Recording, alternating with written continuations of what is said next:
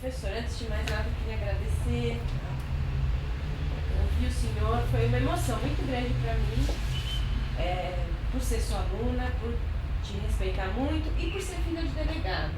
Então, eu me lembro, meu pai faleceu faz 16 anos.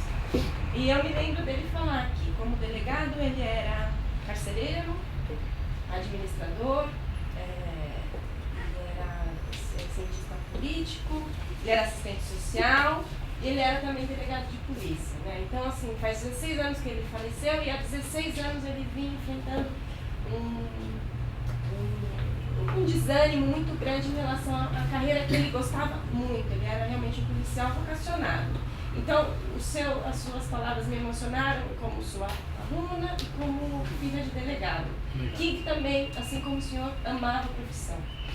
E eu gostaria de fazer uma pergunta para os dois, né, para os dois palestrantes, o Dr. Marista, que tanto admiro, porque, enfim, diferente da vontade do meu pai, que queria que eu fosse juiz, eu sou hoje advogada criminal e o senhor é um exemplo para mim.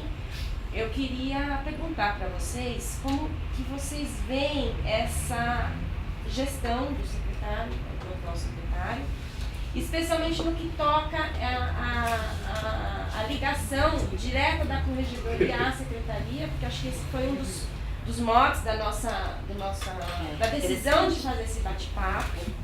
Se isso é interessante, se isso é saudável para a polícia e para os operadores de direito de uma forma geral, né? Se isso é bom ou se isso não é. Eu, sinceramente, tenho minhas dúvidas. Eu não tenho opinião formada porque eu já tive algumas experiências na corregedoria em que a corregedoria me pareceu, não só por conta desse exemplo do que aconteceu com a escrivã, mas a corregedoria de polícia me pareceu uma corregedoria muito desrespeitosa em relação ao direito de defesa, à advocacia de uma forma geral. Eu e o Guilherme estivemos com um delegado que não queria nos mostrar um inquérito de polícia, mesmo com procuração.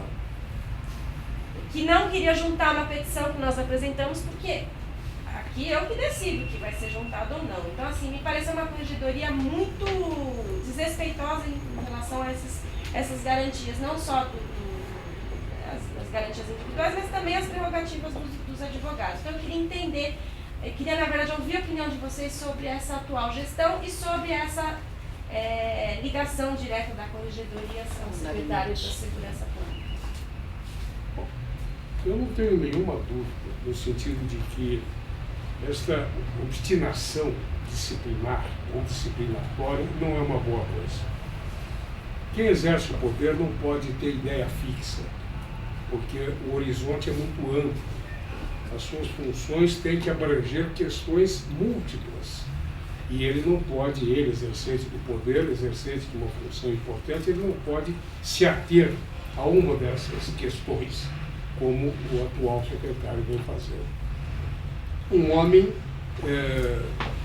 que é meu amigo, mas que tem uma formação, uma dupla formação contrária à formação da Polícia Civil. Ele é PM e ele é MP.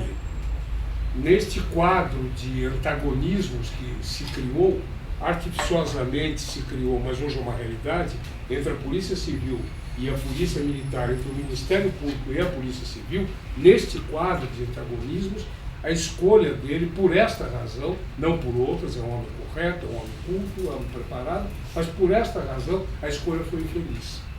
E no meu entender, esta escolha tem dado maus frutos. Ela não tem dado os resultados que se esperava de um homem que poderia sim estar fazendo mais por ambas as polícias. Não é possível que o secretário de Segurança opte. E ele fez uma opção. Ele optou pela PM e ele optou pelo MP quando os interesses da Polícia Civil estão em antagonismo com os interesses. Então eu não gosto da gestão dele, direi isso a ele com toda a franqueza. Acho que não pode ir para a Secretaria da Segurança Pública, não pode ir um membro da Polícia Civil, não pode ir um membro ou ex-membro da Polícia Militar e não pode ir um membro do MP. Em face deste quadro de antagonismo.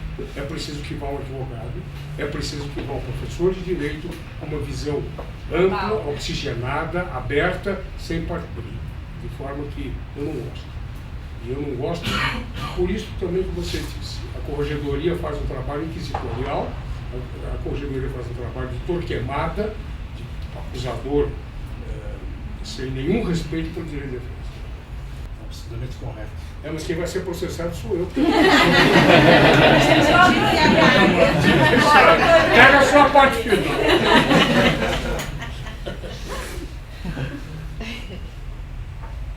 Eu fui auxiliar do secretário de Segurança Pública espetacular. Professor da São Francisco. Manuel Pedro Pimentel. Um dos homens mais brilhantes que eu conheci.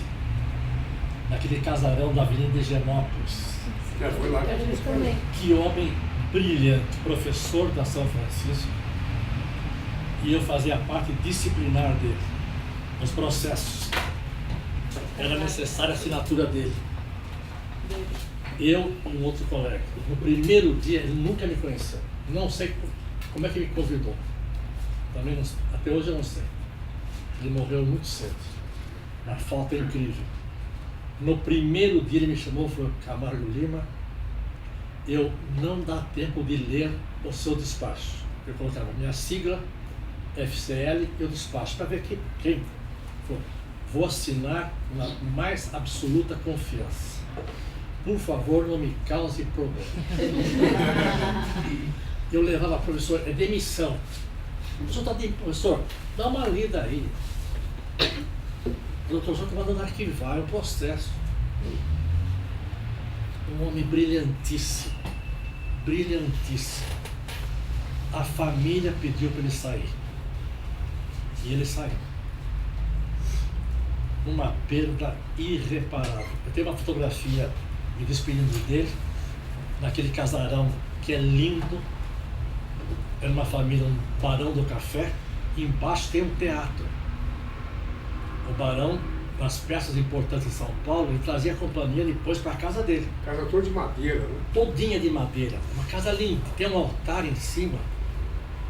Uma coisa maravilhosa. De uma coisa finíssima. E as reuniões nossas eram no teatro. Então, no dia que ele pediu para sair, eu tenho uma fotografia guardada e eu cumprimentando. E eu disse a ele: professor, parabéns aos seus alunos, o senhor vai voltar. E ele voltou para São Francisco, mas teve uma vida curta. Isso. Não, faleceu ainda jovem, tinha muito a dar. Um dos homens mais brilhantes com quem eu trabalhei. Professor Manuel Pedro Pimentel. Eu também tenho orgulho de dizer que fui, por ele nomeado, diretor da penitenciária. Beleza. Eu só não assumi porque eu tive problema de saúde, no Rio, mas ele me nomeou quando foi secretário de Segurança, quando foi secretário de Justiça. Em 1975 eu fui nomeado. E eu ia reformar o mundo. Eu ia sair da penitenciária com 1.200 homens atrás de mim, todos reservoteiros. Essa ilusão. O senhor está vivo, né? O senhor continua vivo. Eu estou porque eu não fui Alguém mais gostaria de... Mas aqui eu gostaria de chamar a atenção e pedir a opinião do senhor, se isso em parte não seria uma responsabilidade, não seria responsabilidade também dos próprios delegados de polícia. A partir do momento em que, historicamente, nós temos uma limitação ao exercício da defesa e o inquérito policial. Eu digo isso, inclusive, porque quando eu quero desprestigiar no processo penal a prova que foi produzida na delegacia, eu digo: olha, mas lá eu não podia exercer o direito de defesa na plenitude. É verdade. E geralmente essa argumentação corre. Tinha contraditório. Eu gostaria de saber a opinião do senhor. Isso é do delegado, isso é da doutrina, né? Não é o delegado que Mas os impede. delegados acabam com atuando. Mas na verdade limita o exercício. Mas o Ministério Público usa esse argumento e usa muito quando a prova não lhe favorece. Porque quando a prova do inquérito não favorece, passa a ser uma prova cabal. Né? Aí ele faz a denúncia em cima dessa ótima prova que ele acha. Mas E a rola com testemunha. O delegado, o condutor. contraditório absoluto não é permitido no inquérito policial. Isso é tese vencida. Mas existem diversas outras diligências que a autoridade policial acaba, de certa forma, falando: não, agora não é o momento. que esse posicionamento, que é histórico, de certa forma, não contribuiria para essa formalidade de público do Ministério Público, de desqualificar o trabalho da autoridade policial, dizendo, olha, não é uma peça informativa. Se algo de relevante para ser produzido pela defesa, que vai ser discutido no processo penal.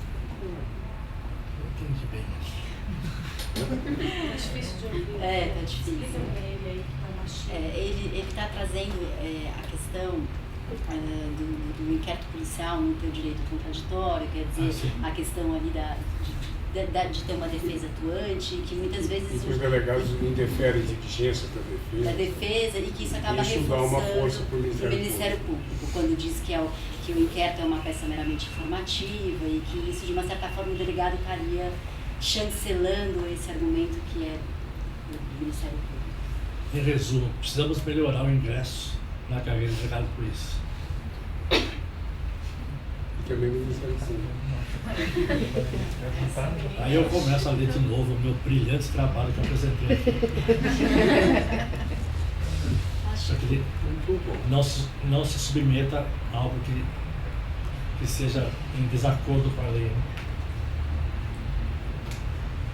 Acho que é isso. Queria agradecer a presença aqui dos nossos palestrantes, debatedores.